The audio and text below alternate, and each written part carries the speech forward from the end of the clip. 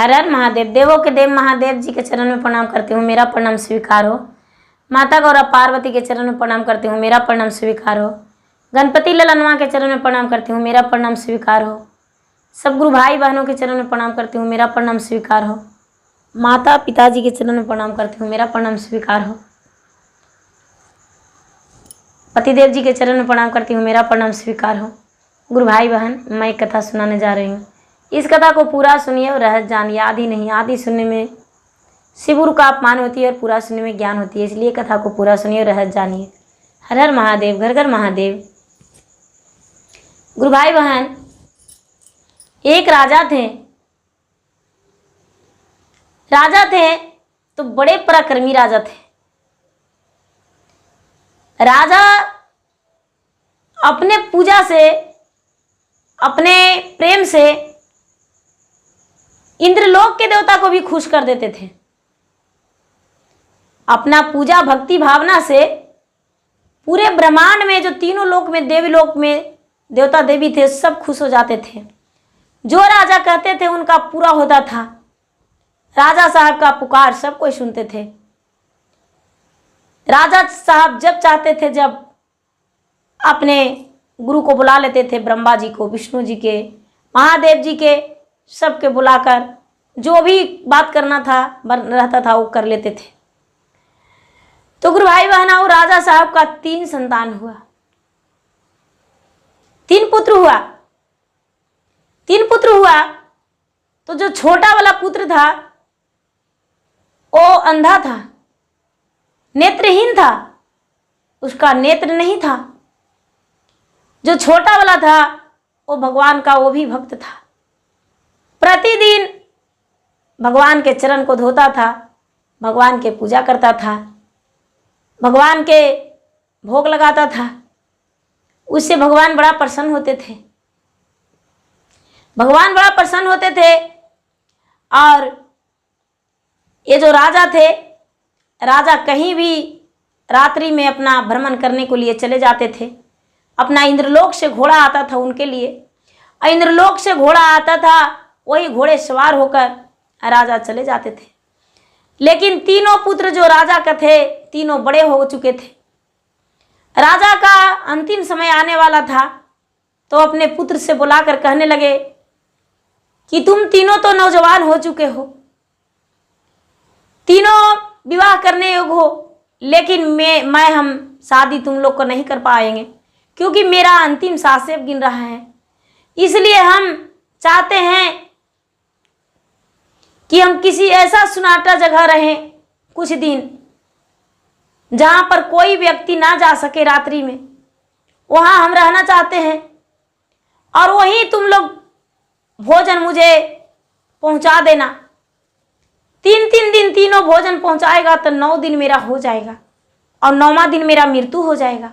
9वां दिन के बाद बड़ा बेटा बोला, हाँ पिताजी, आप कहीं भी रहिएगा तो वहां हम पहुंचा देंगे। मांझिल वाला भी बोला। छोटा वाला कुछ नहीं बोला, कुछ भी नहीं बोला, एक बार भी नहीं बोला। वो जो राजा थे वो अपना फैसला लिए कि हम मृत घाट में रहेंगे, पूरे 9 दिन मृत घाट में रहेंगे।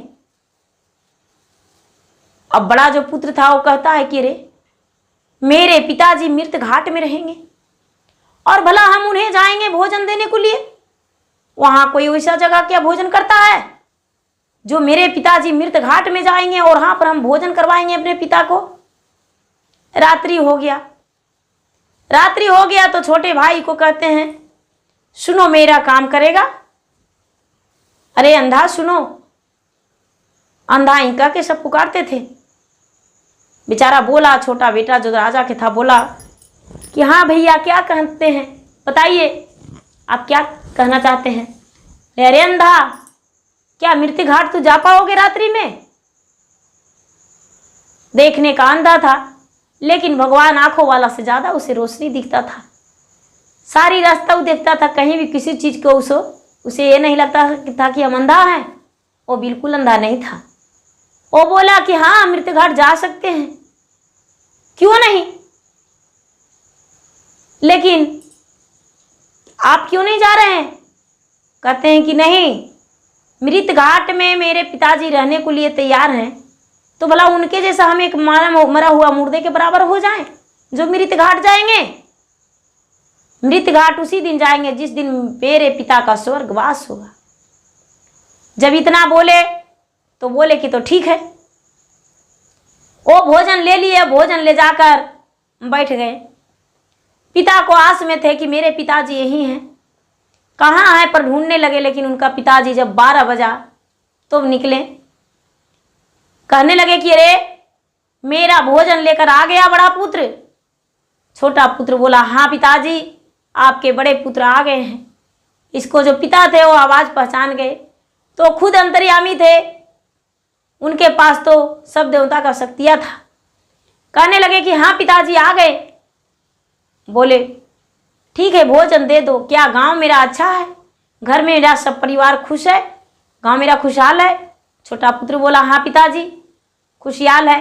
जब भोजन आगे में दिए तो पिता उसको कहने लगे, तेरा भैया नहीं आया? तो नहीं पिताजी, भैया से हम जिद कर दिए कि भोजन लेकर हम जाएंगे, आपके देखे बिना हम नहीं रह सकते हैं, इसलिए भैया के बदले में हम आ गए। पिताजी सारी बात जानते थे। भोजन कर लिए, वो लड़का वापस हो गया, लौट कर चला गया। दूसरा दिन फिर भी वैसा ही किया। 3 दिन में एक दिन भी बड़ा लड़का नहीं आया। तीनों दिन ही छोटा वाला आया और अपने पिता को भोजन करवा दिया।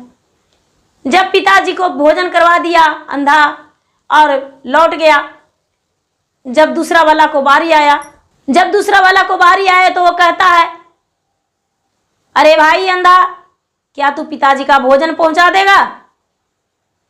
कहता है, क्यों नहीं, पहुंचा देंगे हम। मंझले वाला भाई का, दूसरे वाला भाई का भी बदले में पहुंचा दिया 3 भोजन। अब तीसरा में इसका नंबर आ गया तो ये किसको कहता? ये भी पूरा 9 दिन पहुंचा दिया भोजन। जब पूरे 9 दिन पहुंचा दिया तो उसको पिता कहने लगे, क्या तेरा भाई भोजन करने को मेरे भोजन में नहीं लेकर आया? ये कहते हैं, नहीं पिताजी, आपके देखे बिना हम एक दिन नहीं रह सकते हैं, इसीलिए हम आपके भोजन लेकर आए हैं। उसके पिताजी उसके सर पे हाथ धर दिए, आशीर्वाद दिए और कहने लगे, तू धन है, अपने भाई को भी बचा लिया, उसे दोषी नहीं माना, ठीक है कोई बात नहीं, लेकिन आज हम तुम्हें एक राज का बात बताते हैं। कहने लगे कि क्या? कहने लगे, देखो बेटा, पूरी रात कल के दिन इसी मरघट पे आके बैठ जाना, इसी मरघट पे आके बैठ जाना और बैठकर आश्रय देखना। भगवान यहाँ पर आएंगे, दर्शन देंगे, उनसे जो मांगना होगा मांग लेना, लेकिन डरना नहीं। ये बालक कहता है, पिताजी मैं तो अंधा हूँ, मुझे तो दिखाई देगा ही नहीं, हम भगवान को कैसे पहचानेंगे? उसके पिता बोले, बेटा चिंता मत करो, तुम्हें सब कुछ दिखाई देगा। वो बेचारा निश्चित होकर बैठ गया। दूसरा दिन बीत गया, 2 बैठ गया। जब 12 बजने के बाद ये बैठा है तो बहुत भूत बैताल, नाग नागिन, बाघ शेरनी सब आके उसके आगे पीछे हकड़ रहा है, लेकिन ये बालक थोड़ा सा हिला भी नहीं डरा। उसके बाद महादेव आए। जब महादेव आए तो अपने कमंडल, त्रिशूल, डमरू, खड़ाऊं, बसहा बैल, भूत बैताल के साथ आए। भूत बैताल के साथ बड़े बड़े जटे वाले वहां जब खड़ी हो गए, मिर्गा छाला कमर में, गले में नाग फुफकारते, लीलार पे दूज का चांद, जब वहां पर खड़े हो गए, महादेव विराजमान हो गए, तो कहते हैं, अरे पुत्र आंखें खोलो, क्या वर मांगना है? मुझसे वर मांगो। ये आंखें खुला तो आंखें खुल गया। आंखें जैसे इसे दिखता था, सब कुछ दिखता था, वैसे देखने में आंखें हो गया। ये बालक कहता है,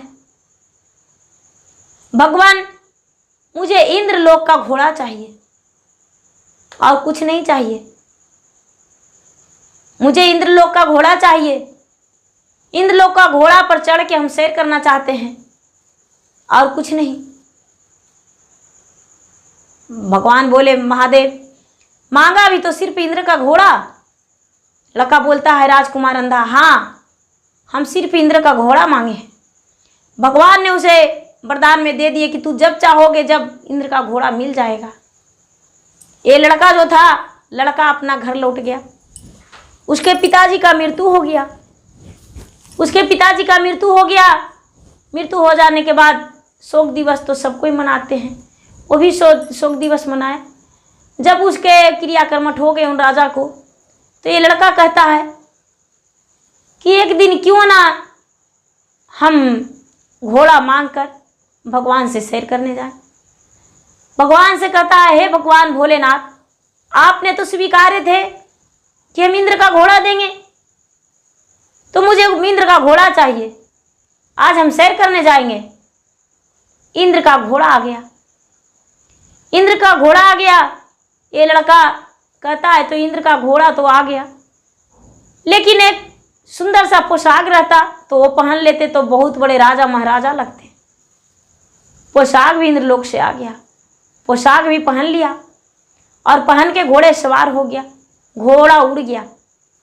घोड़ा उड़ गया। 7 समुंदर टप्पो पार में एक राजा का बेटी का विवाह था। स्वयंवर रचाया हुआ था। और राजा साहब का जो बेटी थी 3 वर्ष से जयमाला लेकर घूम रही थी, उसका योग वर नहीं था। उसका योग वर नहीं मिला था। वो लड़की किसी को गले में जयमाला नहीं डाल रही थी।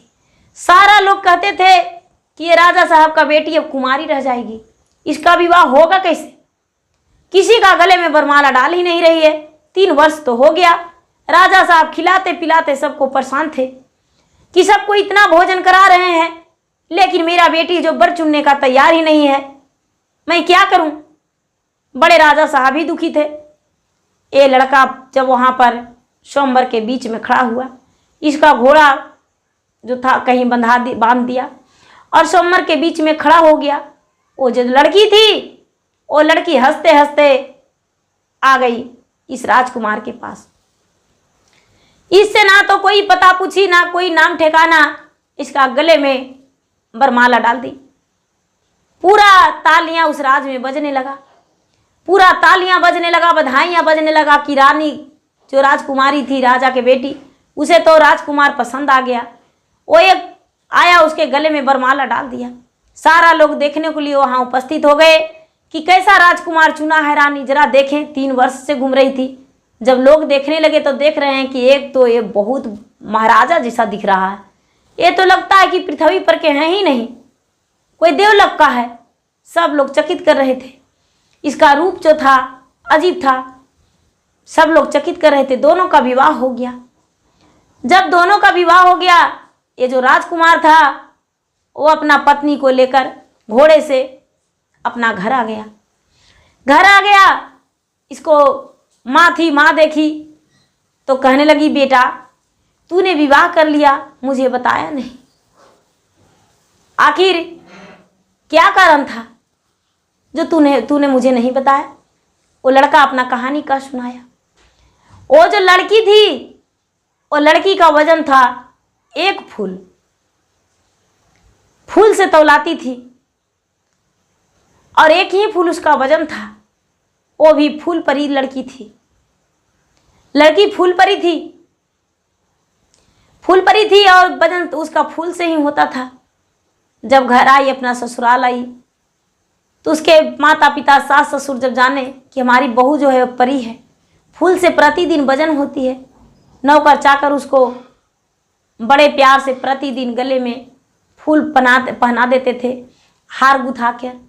ये जो लड़का था उस दिन से जब चाहता तो भगवान से दर्शन हो जाता।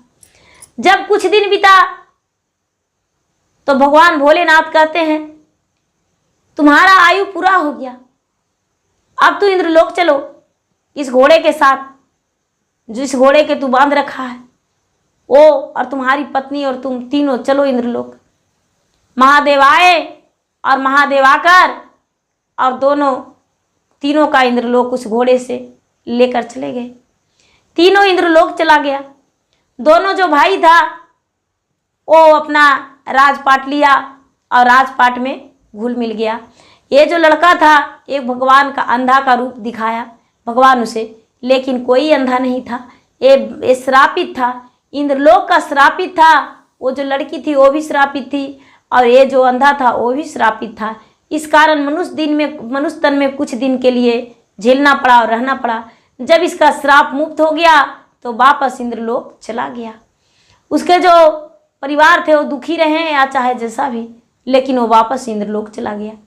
तो गुरु भाई बहना, मेरा वीडियो अच्छा लगे तो इसे लाइक कीजिए, शेयर कीजिए, सब्सक्राइब कीजिए।